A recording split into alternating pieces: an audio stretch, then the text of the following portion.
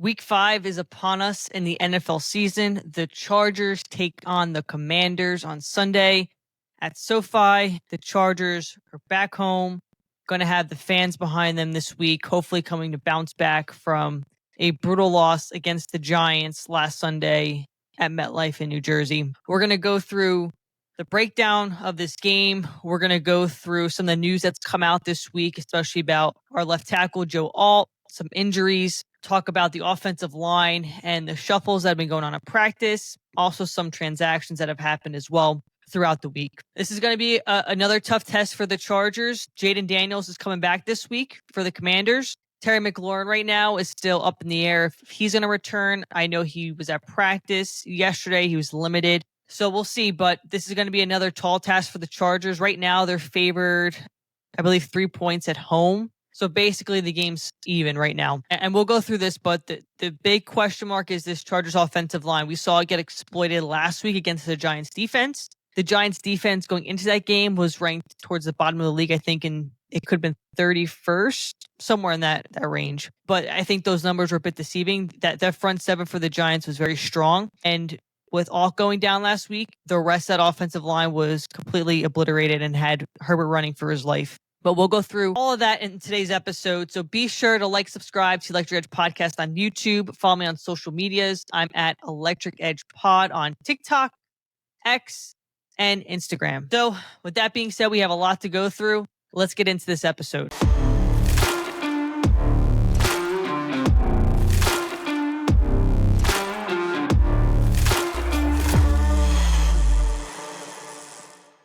So a few things before we get started today. There's been some news coming out of practice on some shuffles around the offensive line. So Wednesday's practice, they had Salyer play left tackle or practice at left tackle. Mekhi Becton was back, but he was a bit limited. He's still dealing with a concussion. There's no other shakeups on the offensive line. So it went Salyer, Zion, Bozeman, Becton, and Pipkins on the line. Salyer's been pretty bad taking Mekhi Becton's spot, but he did play well at left tackle. So if you don't remember, back in 2022, Salyer had to slide into the left tackle spot because of Rashawn Slater's bicep injury. All right, so if we pull this up, this is grades right now. He's not consistent at guard. But I want to show you 2022 stats because this is actually when he played pretty much a full season at left tackle. His grades are very well. I mean, he played 988 snaps at left tackle. I mean, his pass blocking grade was in the top 75%. So I think this is a good switch for the Chargers offensive line. Let's hope that this sticks going into Sunday. I know today at practice, which is Thursday, they had Deckless practicing at left tackle. We know how that went last week when Joe Alt went down. But I think that playing Salyer at left tackle is a much better play, especially if Mekhi Becton can play this week, which it's looking like he's going to be able to suit up, which is a good thing. Some other news. Joe Alt has a high ankle sprain. He hasn't gone on IR. I know there was news that came out about last week's game that he wanted to go back in, which was an obvious no from the coaching staff. So he may be week to week. I know that he was in a walking boot as well this week at practice. So we'll have to keep an eye out if the Chargers do decide to put him on the IR. But hopefully, the dude's tough. Let's hope that he can power through and maybe come back next week or even the following week. I could see that 3-week window, but we don't know the true severity. It's a high ankle sprain, and they haven't put on IR. So that's indicative of how serious that injury is. Also, Greg Roman and Jesse Minter had press conferences today. And Greg Roman says he doesn't know what the Chargers offensive line will look like on Sunday. Like I said, they've been moving some pieces around during practice. I think your best bet, and I don't want Bozeman in at center. I know a lot of Chargers fans don't want Bozeman in at center. I think it's going to be Salyer, left tackle, Zion, Bozeman, Becton, and Pipkins. I would really love to see them give Andre James a shot. The big talk on social media is how bad Bozeman is. He's almost dead last in centers. Out of 48 centers that have registered in PFF grades, he's ranked 47th. To caveat that, Greg Roman was asked about Bozeman's play today, and this is what he had mentioned. That Brad Bozeman is playing pretty good and will continue to start. His quote is, "Bradley's a veteran presence. He is a great leader, makes all the calls for us, understands the game plan like he wrote it up himself, and he's a tough, hard-nosed player. I put this out on X. I don't know what the fans are seeing that the coaching staff isn't. I get you don't want to call out players in press conferences. He's awful. He has just been terrible. Someone posted a screenshot. Let me see if I can pull it up. Daniel Popper put this out today. And it's just a great representation of some of the stuff that went bad last week, right? Take a look at this image. Bozeman, I don't know who Bozeman's blocking, but Dexter Lawrence is coming right through the middle to sack Herbert. I don't. This is a good summary. Don't believe your lying eyes. And I said that on X2. I don't know what the coaching staff is seeing that the fans aren't seeing, but it's like, don't believe your lying eyes. He's awful. And yes, you could have re-signed him last year, which Ortiz did, and his argument was that, well, we went 11-6. Fantastic, but you got blown up in the playoffs by Houston's defensive line. What's Einstein's quote? Insanity's doing the same thing over and over, expecting different results. I think at some point you have to, if this continues, if this level of play continues, you have to try something else and put Andre James in. Andre James 2 years ago had a great PFF grade at center. I think there were some issues with scheme, which have kind of dropped his grades, but he can't be worse at this point. But my opinion is held with many other Charger fans right now on how bad Bozeman's play is. And then there was another quote that came out by Greg Roman today, which was very interesting, and I'm a little taken aback. This is from Dan Popper. Chargers OC Greg Roman on if the amount of hits Justin Herbert is taking is sustainable. So Greg Roman says absolutely not. He's getting hit too much, too many unnecessary hits. There's going to be some, but not that many. And he can help that too, but it starts with everybody. Are you really blaming your franchise quarterback for the play of the offensive line? Do you watch some of the offensive lines around the NFL? Jalen Hurts has all the time in the world to throw the ball. Herbert was getting the ball out last week against the Giants in 2.5 seconds or less. But Justin Herbert's the problem? I'm floored by this. You can put blame on Herbert if he's holding on to the ball for too long, trying to make something down the field, not using his legs. But the dude is Superman. He makes insane throws with defensive linemen in his face. I mean, look at the play at the Denver game when Nick Bonito is literally coming after him and his arm hits him. That's just a wild comment. I was left speechless reading that. And people on X2 are pretty dumbfounded. Yes, you can argue that Herbert may hold on to the ball for too long, but you look at some other offensive lines in the NFL, and they give their quarterback enough time to go through all their progressions to make the appropriate throw. Just wild. Some other news. Josh Harris, our long snapper, and Dean Leonard are eligible to come back from IR, which is good. So we'll see what transaction moves the Chargers make, either to put them on the practice squad or get them on the active roster. I can see Josh Harris returning and Rick Lovato maybe going back to the practice squad, but we'll see what happens with Dean Leonard. And then just some other notes from practice today that Popper put out. No Darius Davis or Joe Alt during open period. Keenan Allen was back. He had a rest day. Mekhi Becton was still wearing his yellow non-contact jersey, so he is practicing. And like I mentioned before, Deckless is at left tackle. And there hasn't been an injury report that's come out for Thursday yet, but Tarheep still made it with his ankle. He was limited. Wednesday's practice. Derwin James had a glute injury. He was limited in Wednesday's practice. Andre James is on here, but he practiced fully. Will Disley also was practicing limited yesterday. Like I mentioned, Darius Davis did not practice. Mekhi Becton's limited. Joe Alt didn't practice, and Keenan Allen just had a rest day. Looking at Washington's injury report, they had quite a few individuals not practicing, and I'll pull this up, but they had them on rest. Nothing too crazy there. Yeah, so like Zach Ertz was on rest. Laramie Tunsil was on rest. Jaden Daniels did participate fully. Debo didn't practice, and Terry McLaurin. I know Terry McLaurin, this was yesterday's injury report, but I know that Terry McLaurin was stretching on the side of practice today. So that'll be interesting to keep an eye out on going into Sunday's game. All right, so let's talk about the matchup this week against the Commanders. All right, so right now, the Chargers coming into this matchup, they're ranked 7th overall in the NFL. Defense is ranked 7th, offense is 12th, special teams 21st. Like I mentioned, they're 2.5-point favorite at home. I mean, defensively, they've only allowed 71 points so far.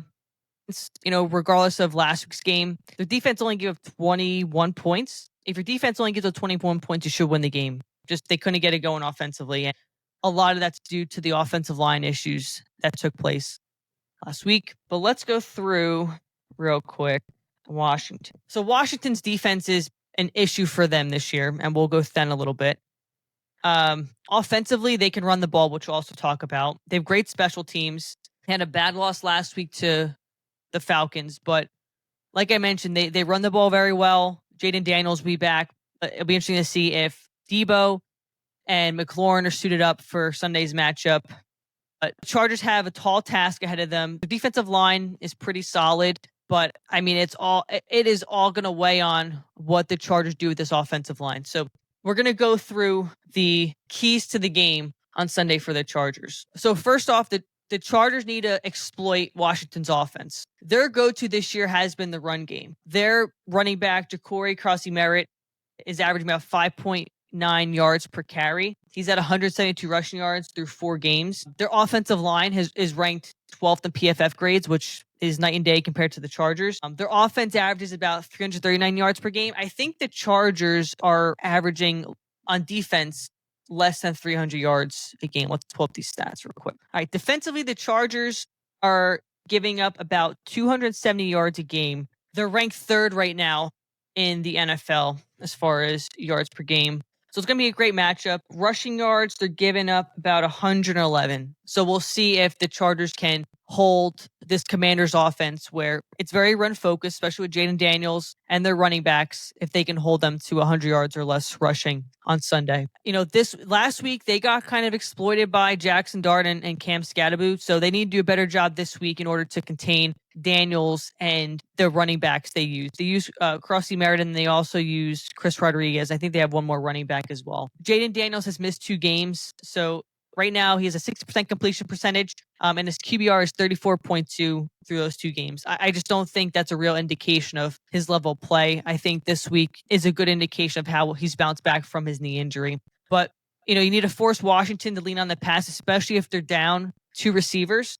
I think our secondary has played very well. Put pressure on him. Maybe Tarheeb still gets his first pick of the year. That'd be great to see. Or Ben St. Juste against his former team gets a pick, which would be pretty awesome to see. I've seen some Commanders fans write comments that they're going to lose their minds if St. Juste gets a pick against Daniels.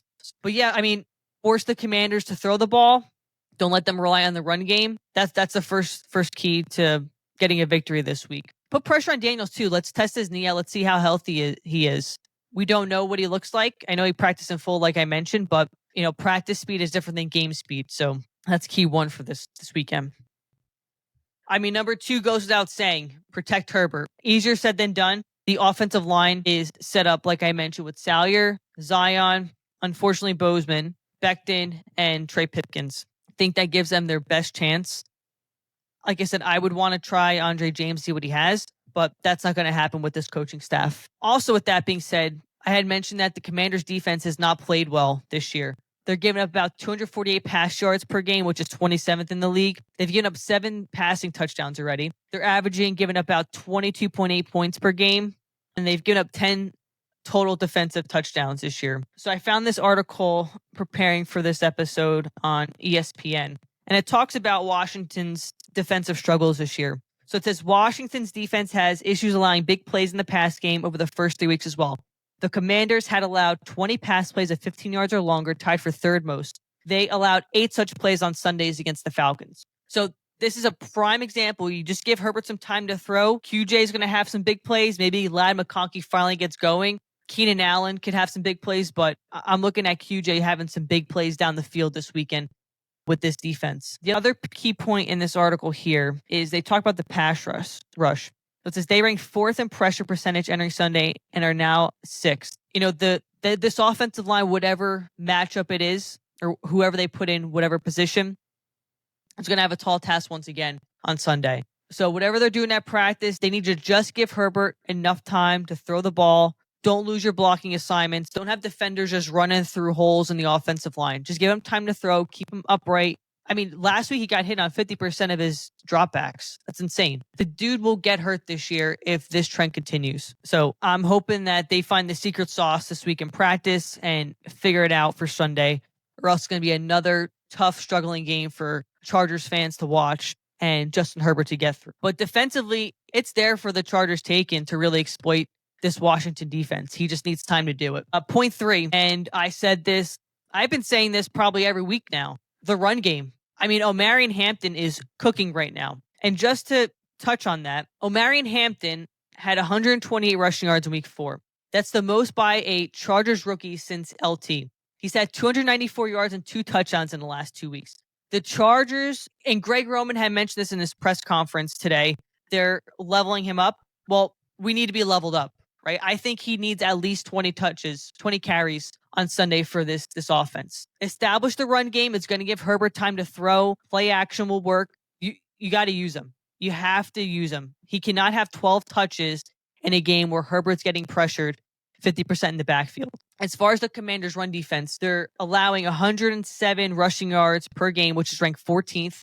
3 rushing touchdowns allowed. Also, a 33% third down conversion allowed, which is 6th best. So, I mean, the Chargers can and should exploit this Commanders' run defense. But I think this probably maybe behind the offensive line issues, the second most important key to the game. Establish the run. Get Hampton cooking. It's going to give Herbert time to throw, make plays down the field, and also keep him upright. The other thing from last week is the Chargers did not play disciplined football in several aspects. One, the penalties. They had 107 penalty yards, which is literally a football field worth of penalties. So they need to win that battle. I mean, Washington has kind of had the same luck. They've had 27 penalties through 4 weeks. So the Chargers need to win the penalty front. Whether they need to do at practice, they need to have more discipline, clean it up. But you cannot give a football field's worth of yards and expect to win any game in the NFL, no matter who you have. Also, there were some brutal turnovers last week. Turnovers on the Chargers side of the field and gave the Giants great field position. The past 2 weeks, the Chargers haven't won the turnover battle. They managed to beat Denver, even though they had 2 turnovers, but they didn't do it against the Giants. It is a must that we win the turnover battle this week. And once again, the Chargers need to do a better job this week of when you're in the red zone or you're, 30 yards to the end zone, you need to find a way to score, not settle for field goals. Teams like these will stick around. They'll find ways to win. The Chargers lost by 3 last week. You clean up these 2 parts of the game and you have a much different outcome. So, I mean, the Chargers had several chances to go down the field last week, and whether it was their offensive line failed them, drop catches, whatever the case may be, they had their opportunities and couldn't execute. So this week they need to do a better job of that. The final point I'll talk about is the Chargers are back home. I think the game against Denver, the Chargers felt like they had a home field advantage. You could hear the crowd when the defense was on the field getting loud, which hasn't always been the case in Chargers home games. But I think having that home field presence this week, and hopefully Chargers fans show up like they did against Denver, can be the slight advantage the Chargers have this week against Washington. I think also that the Chargers, they need to wipe away that loss last week from the Giants. They need to come out with a hot start on Sunday. Their first drive, they need to score. The first drive against the Giants had a penalty and then a bad drop on McConkey. And, in my opinion, I felt like that just kind of deflated momentum. And then Dart got on the field and went down the field and scored a touchdown. And the Chargers just never could get anything going. But I'll be at the game on Sunday. I'm super excited to go. It's my first home game of the year. I'll be down Thunder Alley, taking in the tailgate. I'll have some content filmed for everyone. But I'm excited. I had the Chargers actually losing this game in my predictions back in June. I think, though, the Chargers do bounce back this week. Like I said, they're 2.5-point favorites right now.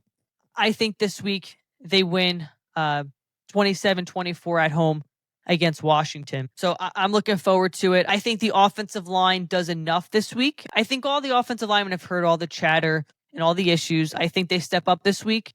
They play similarly how they played week 1 against the Chiefs. Harbaugh has the mentality, next man up, right?